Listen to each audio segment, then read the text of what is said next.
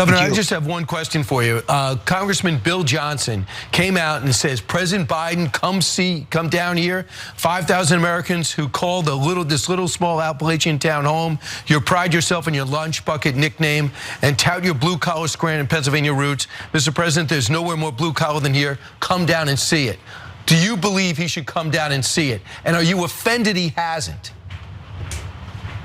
Look, he should come. There's no doubt about it. The president needs to come. The people want to see the president. He should be there. And Governor DeWine is right about that. He should come. The people want to see him. He should come. But it seems that, this may be falling on ears that are not really listening to what the people have to say. Let's put up this headline from what President Biden says he doesn't have plans to visit train derailment site in Ohio. Why? Well, Secretary Mayor Pete Buttigieg had an answer. He said the following. Buttigieg said the reason President Joe Biden has yet to visit East Palestine, Ohio, and the site of a recent toxic train derailment nearby is because of the disruptive effects it could have on the community and the cleanup process. Newsweek reporting. What? I mean, this really doesn't make a whole lot of sense to me. To quote, one of my dear colleagues, the math ain't mathin', Andrew Yang, that this is not really making a whole lot of sense. Donald freaking Trump went, he slugged his way, he came on to East Palestine. There's absolutely no reason why President Joseph Biden cannot do the same. And even President Obama went into Flint, Michigan during their water crisis. Now the president drank that water. And I don't think he should not have drank that water. And my conversations with many of the residents in Flint, they were absolutely offended that President Obama drank that water, but he did. He did drink it.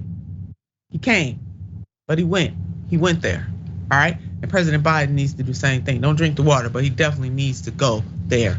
And just the callous indifference. But this administration is also apparently content with some of what is going on. Let's put up this next headline. Officials in Texas and Michigan say they were unaware that the toxic waste cleanup from Ohio derailment was being sent to their communities.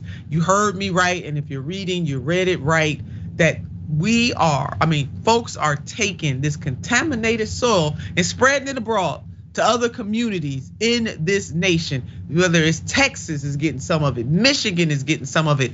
It makes no sense, America. Why would we accept that, and why would they do this? Yeah, why would they do it? And let's put up this headline. Labor unions say East Palestine cleanup site workers are falling ill. Now the Biden administration will blame the Trump administration, who will blame the Biden and Obama administrations, and it's just a circus of blame. Now that we have the fact pattern, thanks to the lever, it is past time for us to do something about the short-term and long-term needs of the folks who live in this community, period. And some of that is legislative, some of that is just going down there and just letting people see you and to be able to look into your eyes and know that you actually give a damn about what they are going through and then take action. It is also about making Norfolk Southern bounce so hard that they will never ever do something like this again. And so that is the reality, that the surrounding areas are getting caught up in all of this political foolishness and mayhem, and even in parts of Pennsylvania. And we'll remind you what my stunt double had to say about this matter. Nina Turner, you are a daughter of Ohio. I know you've been to East Palestine. Yes. Do you think that the administration is doing enough? No. The state administration is not doing enough. I'm not pleased with Governor Mike DeWine, who actually drunk some of the water, giving people confidence that that water is okay, when in fact that EPA didn't do the deepest dive that they can do to deal with the carcinogens that are there, the air, the water.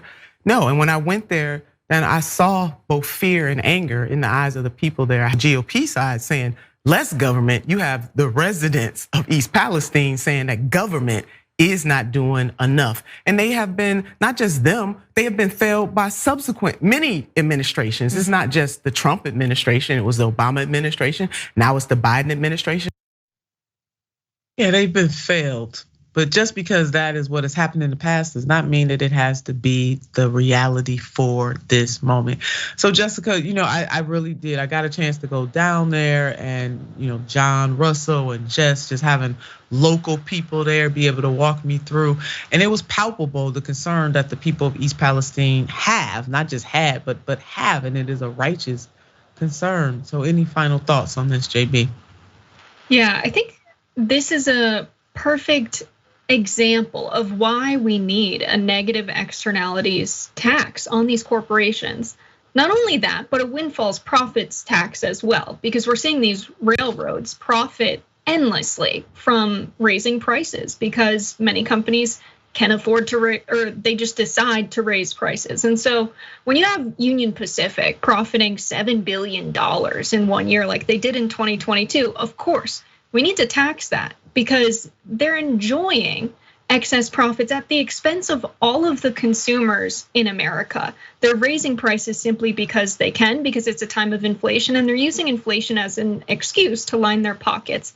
That's a reason to tax them, because you shouldn't be allowed to do that in an economy that supposedly works for the people to some degree. Not only that, but a negative externalities tax to clean things up. You can't just push the toxic waste to Texas and say, everything's okay, mission accomplished, it's taken care of. And so I think a lot of people are waking up to the fact that the economy doesn't work for working people. They're treated like they are expendable, whether you live in a surrounding neighborhood or you're someone who's paid for overpriced goods and struggled to pay your bills throughout the pandemic. Yeah, that is the reality. We want to change that, America. And we want you to know you are not expendable, and you certainly deserve so much better than what you are getting.